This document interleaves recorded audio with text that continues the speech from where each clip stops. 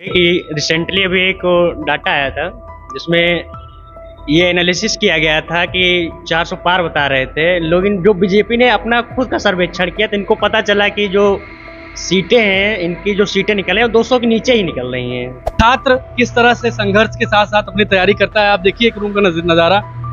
ये एक रूम है, ये भाई साहब पढ़ रहे हैं। इस रूम में कितने लोग रहते हैं? इसमें सर इसमें 4 लोग। बच्चों के साथ बहुत अन्याय किया जा रहा है और बच्चों की फीस वृद्धि कर दी गई है। मैं सबसे बड़ी इस सरकार में दुविधा ये है कि सबसे बड़ा मुद्दा ये है कि ये रोजगार के मुद्दे पे ये लोग शून्य हैं। बड़ी अच्छी बातें आप कर रहे हैं। आपकी उम्र कितनी है? सर 18। तो क्या आपको लग रहा है कि पिछले 10 साल में मोदी सरकार ने यूथ के लिए क्या किया? सर यूथ के लिए सर हाल ही में ILO की रिपोर्ट आई है, काफ़ी ट्रांसपेरेंसी से उन्होंने दिखा दिया कि भारत में कितनी एम्प्लॉयमेंट है, नॉन एम्प्लॉयमेंट है। लेकिन संविधान को बहुत नुकसान पहुंच जाती है, संवैधानिक मूल्यों के बहुत खतरे में है। जैसे आज देखते हैं हम धर्मनिरपेक्षता की बात ही नहीं है। दोस्तों नमस्कार, हम लोग इलाहाबाद विश्वविद्यालय के पास एक एरिया है सलोरी, और वहाँ पे एक छात्रावास है, अंबेडकर छात्रावास। यहाँ के छात्रों से बातचीत करेंगे और लोकसभा चुनाव 2024 को लेकर इनके विचारों को जानने की कोशिश करेंगे। इनके मुद्दे क्या हैं, किन मुद्दों के आधार पर ये सरकार का चयन करेंगे, क्या वर्तमान सरकार से खुश हैं या फिर किन मुद्दों पर उनकी नाराजगी है। इन सारे सवालात को लेते हुए इनसे बातचीत करेंगे। क्या नाम भैया आपका? भूपेंद्र विक्रम सरोज नाम है मेरा। मैं यहाँ BA क्या सोचते हैं मोदी सरकार पर वर्तमान में, क्या सोच रहे हैं आप? सर मोदी सरकार यहाँ वर्तमान में छात्रों के साथ अन्याय कर रही है। हमारे यहाँ आप बात करेंगे, लोगों को टैबलेट दिया गया, लैपटॉप दिया गया अखिलेश जी की सरकार में। वर्तमान में यहाँ टैबलेट दिया गया, फ़ोन भी दिया गया जो कि किसी काम का नहीं है। वो कुछ दिन चलता है, नहीं भी चलता है, हैंग भी करने लगता है। 2014 में अखिलेश जी ने टैबलेट दिया जो कि आज भी चल रहा है। लोगों के लिए लैपटॉप भी दिया, लोगों के लिए रोजगार का भी काम किया। वो काफ़ी लोग दुकान भी खोले उससे। आज लोगों को मिल भी रहा है, तो उसके बदले लोगों का स्कॉलरशिप काट दिया जा रहा है। लोगों को नो फंड अवेलेबल बता रहा है, लोगों को स्कॉलरशिप नहीं भेजा जा रहा है। बच्चों के साथ बहुत अन्याय किया जा रहा है और बच्चों की फीस वृद्धि कर दी गई है। बहुत सारे बच्चे यहाँ गांव से आते हैं, उतनी फीस अफोर्ड नहीं कर सकते हैं जितना विश्वविद्यालय में लगती है। बहुत रोजगार पे क्या सोचते हैं? क्या मोदी सरकार रोजगार में कितने नंबर देंगे आप 10 में से? रोजगार, बच्चे बेहाल हैं, परेशान हैं। बच्चे के पास नौकरी नहीं है, बच्चे दर दर भटक रहे हैं, पेपर दे रहे हैं, पेपर लीक हो रहा है, बच्चे परेशान हैं, घर से दबाव बन रहा है, उम्र बीत रही है, बच्चों के ऊपर बहुत प्रेशर है। पेपर लीक हो, सरकार अपने मुद्दे, अपने वोट के लिए पेपर कैंसिल कर देती है, सोचती है पेपर दोबारा होगा। पेपर बच्चे उसके चक्कर में बच्चे परेशान हैं। देश के प्रधानमंत्री 2047 का रोड मैप बना रहे हैं विकसित भारत का। अब देखिए, विकसित भारत हर आदमी के विकास से विकसित भारत बनेगा। अपने खुद के विकास से, बड़ी बड़ी बातें करने से विकासशील या विकसित भारत नहीं बनेगा। लोगों को जोड़ना होगा, लोगों के विकास की बारे में बात करना होगा, लोगों को जमीनी स्तर पर जाकर देखना होगा कि उनका विकास कितना हुआ है। आप गांव में जाएंगे, सड़कें नहीं है, नाली नहीं है, उनके पास शौचालय तक उपलब्ध नहीं है, बच्चे बेरोजगार हैं, बच्चे के पास स्कूल नहीं है, उनके पास यूनिफॉर्म नहीं है। यहाँ बातें बड़ी बड़ी हैं, देश को विश्व गुरु बनाने की बात की जा रही है, लेकिन जमीनी स्तर पर ऐसी सच्चाई बिल्कुल नहीं। अभी एक रिपोर्ट आई है फोर्ब्स की रिपोर्ट, जिसमें ये बताया गया है कि भारत इस समय शक्तिशाली देशों में 12वें नंबर पर है, जबकि 2014 में भारत 9वें नंबर पर था। मेरा नाम उदय है। अच्छा, क्या कहना चाहते हैं? मैं पास आउट हूँ, ठीक है। मैं सबसे बड़ी इस सरकार में दुविधा ये है कि सबसे बड़ा मुद्दा ये है कि ये रोजगार के मुद्दे पे ये लोग शून्य हैं। और इन लोगों का जो काम करने का तरीका चल रहा है, जैसे क्या ये सोचते हैं कि हम रोड बना दें, ब्रिज बना दें, कोई भी चीज़ें अगर बना दें तो इससे विकास हो जाएगा। इससे विकास आप केवल ट्रांसपोर्ट सेक्टर में कर रहे हैं। अगर आप अगर एक घर के युवाओं को अगर रोजगार के बारे में, अगर मुद्दे के बारे में बात करें, तब इससे विकसित भारत बनेगा, नहीं तो अदरवाइज कुछ नहीं बनेगा। और सबसे बड़ी बात है कि इन्होंने एक योजना लेके आए थे अपने पहले शासनकाल में, स्किल इंडिया मिशन। आज काफ़ी आमतौर पर आप देख लेंगे, हर घर के बच्चों में डिप्लोमा, बीटेक, मतलब हायर लेवल की डिग्री है।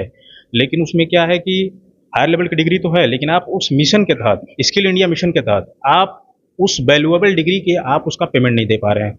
रोजगार मतलब पेमेंट का मतलब आज रोजगार नहीं दे पा रहे हैं, तो ऐसे क्या ही उम्मीद किया जाए। अच्छा, मोदी सरकार ये कहती है कि वो दलितों और आदिवासियों के लिए बड़ा काम कर रही है। इसके पहले राष्ट्रपति दलित थे और अब की राष्ट्रपति आदिवासी हैं, इस पर क्या सोचते हैं आप? देखिए, अगर परसेंटेज की बात कर दी जाए तो कोई भी आप रिपोर्ट उठा के देख लेंगे तो कुछ हद तक तो जैसे 70% तक तो काम हो चुका है, हो रहा है, मतलब हो चुका है। लेकिन आप दलितों और गरीबों और किसानों के फेवर में काम बता के, पच बता के आप नहीं कर सकते हैं काम ना।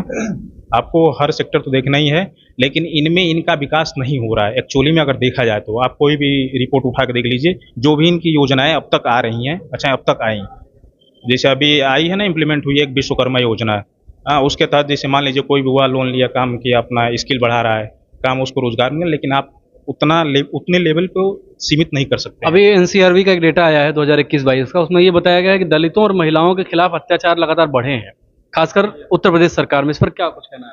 यह सरकार बात करती है गुंडा मुक्त सरकार, सरकार बात करती है महिलाओं की सुरक्षा की बात करती है, बच्चों की सुरक्षा की बात करती है। सरकार इसमें बिल्कुल नाकाम रही है। आने वाले अभी आपने देखा होगा हाथरस का कांड, उसके बाद आपने देखा अयोध्या में पुलिस जो कि हम लोगों की सुरक्षा के लिए पुलिस बनाई गई है, उसकी महिला पुलिस के साथ जबरन उसके कपड़े फाड़ दिए जाते हैं, उसके साथ रेप करने की कोशिश की जाती है। हमारे बीएचयू में कांड हुआ, बीएचयू में कांड हुआ सरेआम, भाजपा IT सेल के लड़के थे, उनके ऊपर क्या कार्रवाई की गई उसका कोई सबूत नहीं है। बाद में प्रचार भी करते रहे, बाद में प्रचार भी वो लोग करते रहे। यहाँ पर महिलाओं की सुरक्षा लगातार एक सोचनीय विषय है। एक मुख्य मुद्दे पर आते हैं, ये बताइए 2024 में किसको चुनेंगे? 2024 में हमारे यहाँ से सांसद सपा टिकट दे रही है, हम उनको जिताएंगे। इंडिया गठबंधन से हम लोग, हमारे यहाँ देखिए, आप लोग वोट देने से सबसे पहले ये सोचिए कि हमको मोदी को नहीं जिताना है, हमको राहुल गांधी को नहीं जिताना है। हमारे यहाँ देखिए, अपने यहाँ घर में देखिए, अपने आसपास देखिए, अपने गांव में देखिए, अपने तहसील में देखिए, हमारा विकास कौन कर रहा है, हमारी सड़क कौन बना रहा है, हमारी नाली कौन बना रहा है, हमारे स्कूल कौन अच्छे कर रहा है, हमारे यहाँ क्राइम रेट क्या है, हमारे यहाँ बेरोजगारी क्या है। आप इसको देखेंगे तो पाएंगे जो सरकार अच्छा कर रही है उसको आप वोट देके और जिताइए आप लोग। इस भारतीय संसदीय प्रणाली में जो है, हम प्रधानमंत्री चुनते नहीं, हम सांसद चुनते हैं। तो एक तरह की जुमलेबाजी है कि हम प्रधानमंत्री चुनते हैं। वही बात हम भाई, चुनते तो हम सांसद हैं, सांसद मिलकर प्रधानमंत्री चुनते हैं। वही हम आप किसी पार्टी को विशेष पार्टी को ना लेकर, बहुत बच्चे कहते हैं कि राम मंदिर बनवा दिया, 370 हटा दिया, उससे आपको क्या फायदा हुआ? फायदा तो उनको हुआ है जो लोग वहां रह रहे हैं ना, फायदा तो उनको हुआ है। वहां तो बड़ी शिकायतें आ रही कि राम मंदिर के आसपास जो लोग रहते थे उनका घर तोड़ दिया गया, उनके रोजगार छिन गए। जो बड़ी बड़ी इंडस्ट्री वाले लोग आ रहे हैं, छोटी इंडस्ट्री वाले लोग हैं, बड़े सफर कर रहे हैं, ऐसी रिपोर्ट्स हैं। भैया बहुत बच्चे आप वहाँ ग्राउंड पे जाकर रिपोर्ट करेंगे, देखेंगे बहुत आदमी रो रहे हैं, परेशान हैं उन लोगों। मेरा नाम प्रदीप कुमार है। सरकार को लेकर के यही है कि अब चुनाव आने वाले तो तरह तरह के लुभावने भी आते ही हैं, तो ये हर सरकार में होता है, कोई मोदी की गवर्नमेंट खास नहीं है। लेकिन अगर हम किसी पर्टिकुलर उसमें पार्टी में देखें तो सबकी विचारधारा होती है, उसके अकॉर्डिंग काम करते हैं। अगर हम बात करें इस समय जो क्या बोलते हैं युवाओं की सुरक्षा की बात है, यानी कि उनको अगर रोजगार नहीं तो आर्थिक रूप से वो सुरक्षित नहीं है। इसलिए कुल मिला के यहाँ के जो लोग हैं, खासकर युवा, उनको रोजगार के प्रति कोई संवेदनशील सरकार नहीं है, तो इसलिए परिवर्तन तो होगा। अब जो प्रधानमंत्री कहते हैं सबका साथ सबका विकास, इसमें सब कोई आ जाता है, इस पर क्या कहना है? अब देखिए, कहने के लिए तो बहुत सारी बातें हैं, सबका विकास और ये नारी शक्ति सशक्तिकरण सब कुछ तो हो रहा है, लेकिन क्या वो वास्तविक चल रहा है? क्या मतलब दिख रहा है? अगर दिख रहा है तो फिर लोग जाएंगे, सीधी सी बात। लेकिन लुभावना ज्यादा है, तरह छोटी छोटी योजना दे करके उसको ज्यादा बड़ा बता रहे हैं, लेकिन जो वास्तविक होना चाहिए वो नहीं है। अब की बार 400 पार ये कहते हैं, आपका क्या सोचना है?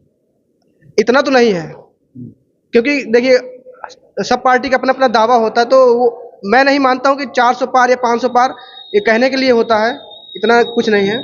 क्या सोचते हैं भैया, आपकी बार 400 पार? जैसा कि आप सभी जानते होंगे कि रिसेंटली अभी एक डाटा आया था जिसमें ये एनालिसिस किया गया था कि 400 पार बता रहे थे लोग। जो बीजेपी ने अपना खुद का सर्वेक्षण किया तो इनको पता चला कि जो सीटें हैं, इनकी जो सीटें निकल रही हैं 200 के नीचे ही निकल रही हैं, जो वास्तविकता सर्वेक्षण में आया है। तो इसीलिए जो विपक्ष के नेतागण हैं उनको आज के दौर में जो है जिस तरह से प्रतिबंध लगाया जा रहा है, उनको ईडी सीबीआई के द्वारा जांच बैठाई जा रही है, IT सेल के द्वारा उनको परेशान किया जा रहा है, जो भी प्रतिबंध लगाए जा रहे हैं उनको जेल भेजा जा रहा है। कि लोकसभा चुनाव पहले, जबकि उन्होंने राहुल गांधी ने कहा था कि 180 सीट के नीचे मतलब भाजपा किसी बेसिस पे जो ग्राउंड रिपोर्ट है, जो एनालिसिस किया गया है, उसके ऊपर जाने में नहीं है किसी भी स्तर से। तो इसलिए विपक्ष के नेताओं को मोदी तो कहते हैं कि सारे भ्रष्टाचारियों को खत्म कर देंगे। वो सारे भ्रष्टाचारियों को खत्म करने कोई बात नहीं, चीजों को लेकर आप देख लीजिए, सस्ता चीजें हो रही हैं यहाँ पे कि विपक्ष चीजें ये होती हैं कि विपक्ष की मैं मानता हूँ, चीजें विपक्ष को करना चाहिए जो भी है, लेकिन जो पक्ष में है, मतलब जो सत्ता में है, वो चीजें अपने सत्ता में जो जितने मतलब भ्रष्टाचारी बने उनके सबके लगभग जो जितने भी सांसद विधायक हैं सब पे आरोप है लगभग चीज़ों को लेके, लेकिन उन पे कभी किसी ने जो भी जाता है IT सेल अन्य माध्यमों से, तो उनको आप जो भी जाते हैं तो बात ये रहती है कि वो लोग अपने मिला जाते हैं, बीजेपी में खींच लिया जा रहा है। एक अभी खड़गे जी द्वारा एक रिपोर्ट आई थी जिसमें मतलब 400 कुछ विधायक थे जो अभी मतलब कि रिसेंटली टोटल मिला के 2014 से अभी तक बीजेपी में चले गए हैं विधायक जो है सत्ता विपक्ष के। एक प्रचार आता था पहले, दूध सी सफेदी निरमा से आए, अब प्रचार बदल गया है, दूध से सफेदी मोदी जी से आए। अजीत पवार, हिमंता बिस्वा शर्मा, शुभेंद्र अधिकारी, इन सब पर केसेस थे, लेकिन जैसे बीजेपी में पहुंचते हैं सब सारे दाग धुल जाते हैं। हिमंता बिस्वा शर्मा से केस हट गया, शुभेंद्र अधिकारी से हट गया, मतलब इस पर क्या है मोदी जी के पास? बात ऐसे है, देखिए मोदी सरकार की जो व्यंग्य चीजें हैं, ये मोदी सरकार जो चाय पे चली है वो गाय पटक गई, जो वास्तविकता है। और ये मंदिर मस्जिद और ये चीजों जो आपस में जो लड़ाने के खेल है चीजें, ऐसा कुछ नहीं। विकास के दौर में या युवा रोजगार के देखिए, आज युवाओं को रोजगार को आप बात करेंगे तो 2014 में 37% बेरोजगार युवा थे, आज के दौर में देखिए आप 83-87% बेरोजगार युवा, मतलब पूरे ऑल इंडिया लेवल पर चीजों जो है। तो ये इसको हम विकास के दौर पर पैमाने पर नहीं नाप सकते हैं। 2024 में किसको लाना चाहते हैं? 2024 में हम चाहते हैं कि जो भी हो, या तो इंडिया गठबंधन या BSP, जो भी चीजें, बस कुल मिला के बीजेपी हारे, बस इतना हम लोग। बीएसपी पर क्या कहता है? कुछ लोग आरोप लगाते हैं कि बीएसपी जो है मोदी से मिली हुई है। BSP देखिए बात ऐसी है कि BSP को जो आरोप लगाया जाए सरासर गलत है। और चीजें ऐसा है मतलब कि जब आप देखते हैं चीजों को, आज के दौर पार्टियां जो अन्य पार्टियां वो बदनाम करने की कोशिश की जाती है, जबकि ऐसा कुछ नहीं है। देखते हैं कि ये जो माहौल है ये बदलेगा 2024 का, मैं इतना कहना चाहता हूँ। आपका नाम क्या है और किस क्लास में पढ़ते हैं आप? जी, हमारा नाम धीरज कुमार है। हम BA तृतीय वर्ष के छात्र हैं, राम विश्वविद्यालय से पढ़ते क्या सब्जेक्ट है आपका? हमारे मध्यकालीन इतिहास है, एजुकेशन। अच्छा, तो क्या स्थिति आप देख रहे हैं मोदी सरकार के 10 साल जो काम इन्होंने किया है? छात्रों के बारे में क्या कहना है आपका? छात्रों के बारे में नहीं, बाकी आप ऑल आउट देख सकते हैं कि अभी 2019 के पहले, जब मैनिफेस्टो कमेटी गठित की गई थी। कौन सी कमेटी? मैनिफेस्टो कमेटी जो कि होती है, उसके अध्यक्ष थे राजनाथ सिंह माननीय, जो किसी में रक्षा मंत्री है। इस बार भी 2024 के लिए गठित की गई, इसमें राजनाथ सिंह हैं, उसमें मैनिफेस्टो कमेटी के अध्यक्ष। तो उसमें उन्होंने कहा कि राम मंदिर का जो मैनिफेस्टो जारी किया गया था, आर्टिकल 370 का मैनिफेस्टो जारी किया गया था, ये काम हुए हैं। उनका मानना है कि मैनिफेस्टो में यही 2 चीज थे, जो 2 हो गए हैं। बाकी उनका मानना है 2047 तक विकसित भारत, तो विकसित हो रहा है। उनका ग्राउंड लेवल नहीं हो रहा है, ऊपर लेवल हो रहा है। आप शहर में देख रहे हैं कि चीजें बड़ी बड़ी हो रही हैं, बहुत सारे तीर्थ स्थल हैं, बहुत सारे चीजें हैं कि डेवलपमेंट हो रहा है। आप गांव में जाएंगे, गांव में उस स्तर से विकास नहीं हो पा रहा है। अब रोजगार पे कुछ बताइए। रोजगार पे आप इस मुद्दे पर आप बात करिए। रोजगार पे अभी आप सुने हैं कि उत्तर प्रदेश के लोग क्या कहते हैं, ILO की रिपोर्ट आई है, इंटरनेशनल लेबर ऑर्गेनाइजेशन की, जिसमें यह बताया गया है कि 83% भारतीय युवा बेरोजगार हैं और आज़ादी के बाद से भारत में चरम बेरोजगारी की स्थिति है। तो रोजगार के बारे में कुछ बताइए, युवा खुश हैं? युवाओं में रोजगार तो हमेशा से पड़ा रहा है, लेकिन इस बार जो रोजगार का बेरोजगारी का मुद्दा है उसमें बहुत ज्यादा हुआ, क्योंकि इस बार 10 सालों के कार्यकाल में रोजगार को कुछ % दिया गया। और वोटिंग करेंगे? बिल्कुल वोटिंग करेंगे हम इस बार। 2024 में क्या आपको क्या लग रहा है, आप किसको लेंगे? नहीं लाएंगे नहीं, हम अपने क्षेत्र के जो हम क्षेत्र बाई क्षेत्र बदल के हम डायरेक्ट, हमारा जो प्रत्यक्ष चुनाव सरकार नहीं बनती है हमारी, तो हमारे जो एक सांसद होंगे हमारे यहाँ के, जो विकसित होगा, हम पार्टी कहें कि इनको पार्टी वोट देंगे, इनको पार्टी वोट, ऐसा नहीं है। हमारे क्षेत्र का जो विकास होगा ग्राउंड लेवल पे, क्योंकि जब देश तरक्की तभी करेगा जब हमारा क्षेत्र विकसित रहेगा, तो क्षेत्र को देख के हम वोट करेंगे। ऐसा नहीं कि पार्टी के जाएंगे, गठबंधन में जाएंगे, ऐसा कुछ नहीं है। जो भी हमारे क्षेत्र का अच्छा इंसान होगा, जो हमारे क्षेत्र का विकास कर सके, तो उसी को वोट करेंगे। इसीलिए कहा जाता है कि पढ़े लिखे लोग इस तरह बात करते हैं। बाकी आप भीड़ में बात करेंगे तो लोग आपको कहेंगे हम इनको प्रधानमंत्री चुनेंगे, उनको चुनेंगे, लेकिन पढ़े लिखे लोगों के बीच में बातचीत करके ये समझ में आता है कि भारत की जो संसदीय प्रणाली है उसमें आप सांसद चुनते हैं, प्रधानमंत्री नहीं। बिल्कुल, सांसद हम चुन सकते हैं, लेकिन अप्रत्यक्ष होना, आप प्रधानमंत्री चुनेंगे अप्रत्यक्ष रहेगा, तो आप सांसद चुनिए। 2024 में किसके सांसद को चुनेंगे आप? अभी ऐसा कुछ नहीं, हमारे एरिया में कुछ डिवाइडेशन भी, ठीक, मेरा जो क्षेत्र है लोकसभा भदोही का। आगे राजनीति में जाना है क्या आपको? डिप्लोमेटिक राजनीति में नहीं जाना है, बेहतर डिप्लोमेटिक जवाब दे रहे हैं। नहीं ऐसा नहीं है, राजनीति सोचे हैं, जाना नहीं है। अच्छा, सोचे हैं, सोचना नहीं, ये नहीं, राजनीति बस इन्वॉल्व रहना है, राजनीति करना नहीं। राजनीति तो हर व्यक्ति करता है। बिल्कुल, सब करते हैं, आप कर रहे हैं, हम कर रहे हैं, तो बिल्कुल है। बट और जो राजनीति नहीं करता सबसे बड़ी राजनीति करता है। आपका नाम क्या है? मेरा नाम विशाल है। क्या कर रहे हैं विशाल जी आप? मैं इलाहाबाद विश्वविद्यालय में BA सेकेंड ईयर का छात्र हूँ और अभी मैं थोड़ा कम्पिटिटिव एग्जाम की भी तैयारी कर रहा हूँ साथ साथ। तो क्या लग रहा है पिछले 10 सालों में विश्वविद्यालय की जो शिक्षा है, आप चूंकि यूनिवर्सिटी में पढ़ते हैं, क्या लग रहा है 10 सालों में विश्वविद्यालय की स्थिति और सुधर गई, बुरी हो गई? जो टीचर्स नए आ रहे हैं वो कैसा पढ़ा रहे हैं, पहले कैसे पढ़ाते थे, अब कैसे पढ़ा रहे हैं, इस पर क्या कहते हैं? मतलब मैं सबसे पहले बताना चाहूँगा कि विश्वविद्यालय की स्थिति तो बहुत ज़्यादा बदली नहीं है, क्योंकि पहले भी पुस्तकें मतलब पुस्तकों की स्थिति मतलब पुस्तकें जो थी पहले भी कम थी, अभी भी उतनी है। फीस स्टूडेंट की बहुत बढ़ा दी गई है, पहले 900 रुपये BA की फ़ीस हुआ करती थी, अब लगभग 4000 हो गई है। और यह है कि हर साल बढ़ती जा रही है फीस। अच्छा, तो ये तो गरीब छात्रों के लिए बहुत ज़्यादा मतलब नुकसान की बात है, क्योंकि जो गरीब पृष्ठभूमि के लोग हैं वही इसका सबसे ज़्यादा नुकसान झेलते हैं, और खासकर महिलाएं, क्योंकि महिलाओं को ही सेंट्रल यूनिवर्सिटी में कम मौका मिलता है। जब वो अगर फीस की बात आती है तो ये तो बहुत ख़राब हुआ है। तो 10 सालों में मोदी सरकार ने जो काम किया है, छात्रों के संदर्भ में अगर आपको 10 में से नंबर देने को कहा जाए तो कितने नंबर देंगे आप? छात्रों के हित में बहुत ज़्यादा काम नहीं हुआ है, सिर्फ बातें बड़ी बड़ी हुई है। नहीं 10 में से कितने नंबर देंगे? नहीं, मैं एक मिनट अपनी बातें पूरी करना चाहूँगा। हाँ। तो मैं कहूँगा कि मतलब बातें तो बहुत बड़ी बड़ी हुई है, नई शिक्षा नीति की बातें हुई है, स्किल इंडिया मिशन की बात हुई है, शिक्षा में बहुत परिवर्तन हुआ नहीं है। और अगर मतलब सरकार वैकेंसी निकालती भी है तो बहुत कम वैकेंसी निकालती है। जैसे अभी रेलवे में ALP की वैकेंसी आनी थी, लगभग 1.5 लाख वैकेंसियाँ थी और 5000 वैकेंसी निकाली गई। तो अब देख लीजिए कितना कम रेशियो है, कितने ज़्यादा लोग बेरोजगार हैं। दिन पर दिन जो है जनसंख्या बढ़ती जा रही है, बेरोजगारी बढ़ती जा रही है। अगर सरकार कहती भी है कि हम प्राइवेटाइज कर रहे हैं, तो प्राइवेटाइज करने के लिए लोगों में स्किल होनी चाहिए, और वो एजुकेशन हमको मिल नहीं रही है कि वो। भाई अभी एक रिपोर्ट आई है कि मुंबई IIT मुंबई जो कि सबसे बड़ी संस्था मानी जाती है, इंजीनियरिंग की सपना होता है पढ़ने का, पिछले साल 32% और इस साल 36% वहाँ के लोगों को रोजगार ही नहीं मिला, प्लेसमेंट नहीं हुआ IIT में। अब तो स्थिति समझिए। हाँ, आज जो कह रहे हैं प्राइवेटाइज करना, हाँ, तो आप कह रहे हैं प्राइवेटाइज कर दीजिए, स्किल बढ़ा दीजिए। भाई उनसे ज़्यादा स्किल किसकी होगी? लेकिन अगर उनको भी रोजगार नहीं मिल रहा है तो इस पर क्या कहता है? वही बात हम कहना चाहेंगे कि जो जिस तरह से आज की दुनिया बदल रही है उस हिसाब से लोगों के पास स्किल नहीं है, और सरकार कहती है कि हम प्राइवेटाइज कर देंगे, प्राइवेटाइज करके जहाँ लोगों को नौकरियां मिलेगी। चलो मानते हैं कि प्राइवेटाइज करके जहाँ लोगों को नौकरियां मिलेंगी, लेकिन वो स्तर कहाँ आ रहा है? प्राइवेट सेक्टर में नौकरियां हैं भी तो कितने कम मतलब पे स्केल में लोग काम करने को मजबूर हैं। 10 से 12 हज़ार 15 हज़ार नौकरी कर रहे हैं, बीटेक कर रहे हैं, लाखों लाखों की फीस दे रहे हैं। अच्छा, विपक्षी नेता कहते हैं कि संविधान खतरे में है, आपको क्या लगता है? देखिए, संविधान खतरे वाली बात में मैं कहना चाहूँगा कि मतलब अपने समय में सभी पार्टियों ने कुछ ना कुछ संवैधानिक मूल्यों की हत्या करी है, और हम चाहते हैं कि आने वाले टाइम में ऐसी सरकारें आएँ जो संवैधानिक मूल्यों की रक्षा करें।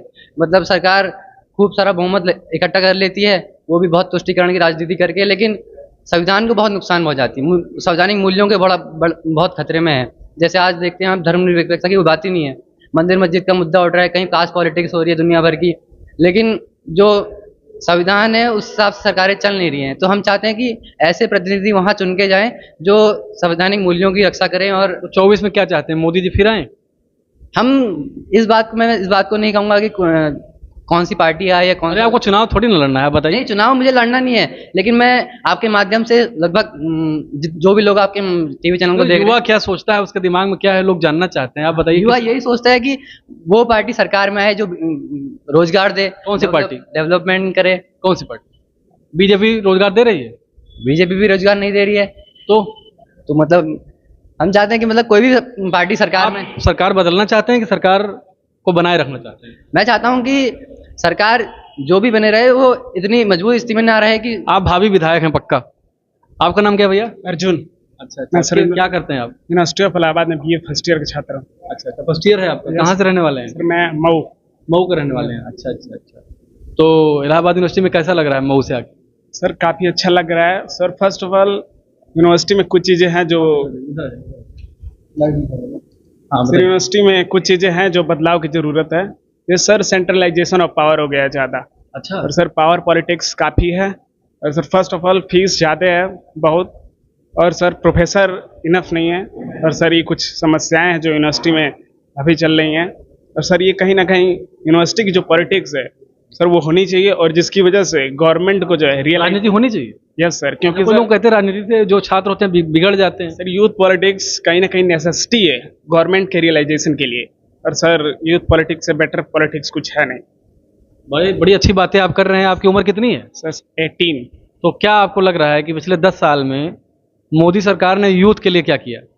सर यूथ के लिए सर हाल ही में ILO की रिपोर्ट आई है, काफ़ी ट्रांसपेरेंसी से उन्होंने दिखा दिया कि भारत में कितनी एम्प्लॉयमेंट है, अनएम्प्लॉयमेंट है। फिर इससे सर इससे पता चलता है कि भारत कहीं ना कहीं अनएम्प्लॉयमेंट में काफ़ी ज़्यादा आगे चला गया है और एम्प्लॉयमेंट बिल्कुल भी नहीं मिल रही है। और सर तो यही मुद्दा होगा कहीं ना कहीं 2024 आप केवल 18 साल के हैं और आपकी राजनीतिक समझदारी और जो जागरूकता है, अगर ऐसे देश में युवा होने लगे तो देश बदल जाएगा। बहुत अच्छा आपने जवाब दिया है। तो आपको क्या लगता है कि इस बार मोदी जी आएंगे?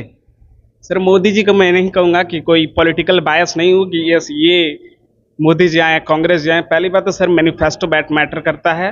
आज तो कांग्रेस ने मैनिफेस्टो जारी कर दिया है, 30 लाख रोजगार की बात कर रही है, महिलाओं को 1 लाख रुपए देने की बात कर रही है। पहली बात तो कांग्रेस की सारी चीजें तो सोशल वेलफेयर वाला मामला चल रहा है इस सर समय। हर पार्टी की एक हिस्ट्री होती है कि कितना उन्होंने मैनिफेस्टो का इम्प्लीमेंट किया है ग्राउंड लेवल पर। सर उसको कहीं ना कहीं चेक कर हम आगे अपना वोट मोदी जी तो कहते थे 2014 में 2 करोड़ रोजगार देंगे, 24 आ गया और आईएलओ की रिपोर्ट तो आप बता ही रहे हैं। और मोदी ने जो है पर मंथ 1.5 लाख रोजगार भी नहीं दिया है।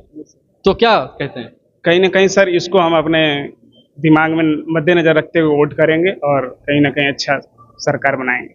क्या कहते हैं, संविधान की स्थिति है, संविधान बदलने की जो बात हो रही है उस पर क्या कहना है आपको? भैया बात करते हैं, इनके नेता इनके सांसद बात करते हैं कि हम 400 पार ला के संविधान बदल देंगे।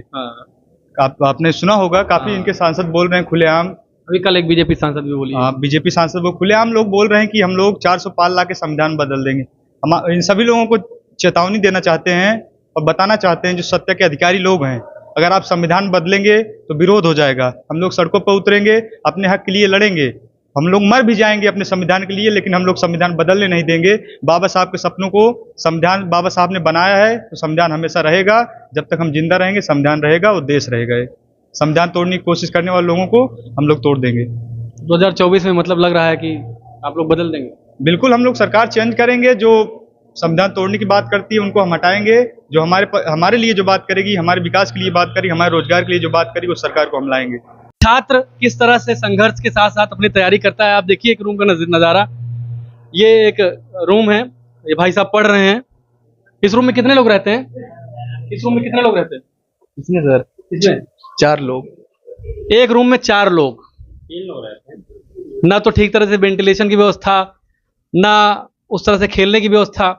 एक छात्र जब अपने जवानी के इतने प्रोडक्टिव ईयर्स अपनी तैयारी में लगाता है तो आम सरकार से उम्मीद रखता है कि उसकी आकांक्षाओं पर ये सरकारें खरी उतरें। आपको क्या लगता है भैया, कैसा लग रहा है यहाँ रह के? यहाँ रह के लगता है ऐसा कि जैसे यहाँ रहने के बाद अनुसूचित जनजाति और SC ST और सब लोग मतलब मिला है यहाँ पर हम लोगों को। ऐसा है कि बाबा साहब की देन है ये सब कि हमें यहाँ रहने को मिल रहा है। हम पिछड़े जाति के लोग ऐसे मतलब क्या कहते हैं कि हमारे लिए कोई खड़ा नहीं था उस समय। हम बाबा साहब अम्बेडकर जी की इनकी नींव पे जो है पड़ी है यहाँ पर। मोदी सरकार जो है बाबा साहब अम्बेडकर के सपनों को पूरा कर रही है? कहाँ पूरा कर रही है? यहाँ तो इलेक्ट्रल बॉन्ड वाला चल रहा है, घोटाला चल रहा है। उनके केजरीवाल के ले रहे हैं, संविधान बदलने की बात चल रही है। भारतीय संविधान सभा में 1947 में बोलते हुए अम्बेडकर साहब ने कहा था कि संविधान इस बात पर डिपेंड करता है कैसा चलेगा कि उसके चलाने वाले लोग कैसे हैं। तो उस पर क्या कहते हैं, चलाने वाले लोग कैसे हैं? चलाने वाले लोग भ्रष्टाचारी हैं, भ्रष्टाचारी है। बहुत बड़ा आरोप लगा रहे हैं आप। अरे सही है, भ्रष्टाचारी हैं। आपका क्या नाम, शुभ नाम? आकाश कुमार। आकाश, किस क्लास में पढ़ते हैं आप? 2nd year BA। बहुत क्रांतिकारी विचार हैं आपके। सर ये हॉस्टल सर 2008 में बनाया गया सुश्री मायावती जी की सरकार में। NG सरोज उस समय समाज कल्याण के माननीय मंत्री थे। 2008 में बनाया गया। उसके बाद सरकारें चेंज हुई, 2 सरकार आई। उसके बाद कोई बात नहीं किया बेरोजगार छात्रों के बारे में, उनके रहने की व्यवस्था के बारे में। अगर चाहते हैं लोग तो हर मंडल में भी कम से कम 2 हॉस्टल 3 हॉस्टल इस तरह से बनाया जा सकता था। दोबारा सरकारें चेंज हुई, इलाहाबाद में भी ऐसे 1-2 हॉस्टल का और निर्माण किया जा सकता था, जिसमें SC ST या बाकी सभी लड़कों को जो काबिल हैं, जो जिनकी मेरिट आती है वो रह सकते हैं। यहाँ हम लोग बाबा साहब की देन है कि यहाँ हम लोग सस्ते से सस्ते पैसे में रहकर यहाँ की तैयारी कर सकते हैं हम लोग। जैसे कि इन्होंने बहुत वाजिब बात उठाई है, एक तबका ऐसा जो श्रम से इस समाज को निर्मित करता है, अपने श्रम से समाज को आगे बढ़ाता है और उसको ऐसे अंधेरे में रहने पर मजबूर होना पड़ता है। और ऐसे छात्रावासों की बहुत ज़रूरत है समाज में, समाज को आगे ले जाने के लिए, क्योंकि ये श्रमजीवी तबका ही असली भारत है जो भारत को आगे बढ़ाता है। आपको क्या लग रहा है कि मोदी वाकई में क्या कहते हैं जो काम कर रहे हैं ये इस तबके के साथ न्याय कर रहे हैं? सर मोदी कहते हैं सबकी शिक्षा जरूरी है, सबका साथ, सबका विकास, सबका शिक्षा। आप देखेंगे सरकार GST लगा के बैठी है शिक्षा के ऊपर, गरीब तबके के बच्चे पढ़ नहीं पा रहे हैं। वो स्कूल नहीं जा पा रहे हैं, स्कूल में जा रहे हैं उनके साथ ज्यादती की जा रही है। अभी एक बच्चे का वीडियो आप देखेंगे, वो बच्चा स्कूल में गया था, पानी पीने वाला मटका छुआ तो उसको मारा गया, पीटा गया, लोगों को भी आज भी दबाया जा रहा है। अभी कुछ दिन पहले आपका नाम क्या है पहले अभिषेक कुमार, किस क्लास में पढ़ते हैं आप? मैं बीए फर्स्ट ईयर का छात्र हूँ। बताइए। अभी राजस्थान के अलवर जिले में आप देख सकते हैं कि एक जो सरकारी स्कूल में हैंड पैप लगा होता है, वहाँ पे एक बच्चे ने उच्च जाति के समूह के बाल्टी छू ली तो उन लोगों ने मारा पीटा, और जब उसके पिता ने कहा कि आपने ऐसा क्यों किया है तो वो ये धमकी देके कह गए चले गए कि जो करना हो कर लीजिए। आप देख सकते हैं वहाँ पे कार्रवाई कानूनी कैसी हो रही है। और ये हमारा हॉस्टल बहुत अच्छा है जो हमारे बाबा साहेब डॉक्टर भीमराव अम्बेडकर जी के नाम पर बना हुआ है। हमारे नहीं, हॉस्टल अच्छा है, लेकिन हॉस्टल और अच्छा होना चाहिए, सरकार की जिम्मेदारी है ये। हाँ, ये सरकार का कर्तव्य है कि सच्चा रोजगार हमें देना चाहिए, वह उसका पहला कर्तव्य है। तो ये था अम्बेडकर छात्रावास और यहाँ के जागरूक छात्र, जिन्होंने ऐसी ऐसी बातें की कि सामान्य तबकों में इस तरह की बातचीत नहीं हो रही है। किसी ने कहा कि हम प्रधानमंत्री नहीं चुनते, सांसद चुनते हैं। किसी ने डिप्लोमेसी दिखाई, साफ साफ लगा कि यहाँ इस देश के नेता प्रधानमंत्री तक बनने के लिए तैयार हैं। तो कुल मिलाकर ये कहा जा सकता है कि जो समावेशी समाज हो, उसमें हर तरह के फूल हों, हर तरह की बगिया हो, हर तरह के रंग हों, तभी दुनिया खूबसूरत बन सकती है, तभी वाकई में देश खूबसूरत बन सकता है। तो आप बने रहिए हमारे चैनल के साथ। विदा लेते हैं, नमस्कार।